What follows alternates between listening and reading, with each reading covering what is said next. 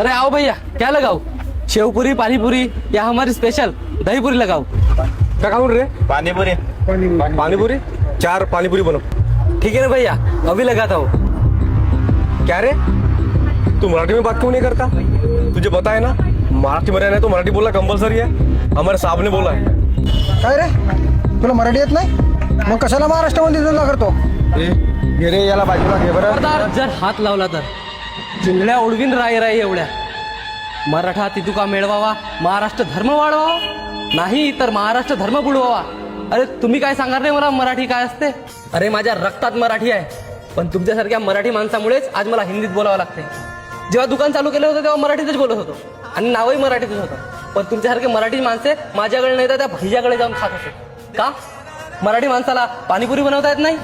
मग पोटाच्या प्रश्नासाठी बदलली भाषा आणि बदललं नाव तर काय चुकलं? आता तुमच्यासारखे मराठी माणसं माझ्याकडे येऊन पाणीपुरी खातात. ते मराठीमध्ये मन आहे ना, मराठी माणसे मराठी माणसाचेच पाय खिचतात. जानकून म्हटलंय ना, एकदम बरोबर म्हटलंय. आणि एवढंच तुम्हाला मराठीचा पुळका आलाय? सांगा बरं, कधी असते मराठी राजभाषा दिन? 1 मेला. तो महाराष्ट्र दिन. 27 फेब्रुवारी हा मराठी राजभाषा दिन. बस एवढंच तुमच्या मराठीवरचं प्रेम? बोला ना भाऊ, पाणीपुरी साधी लावू की तिखट? लाभले आम्हास भाग्य बोलतो मराठी. लाभले आम्हास भाग्य बोलतो मराठी.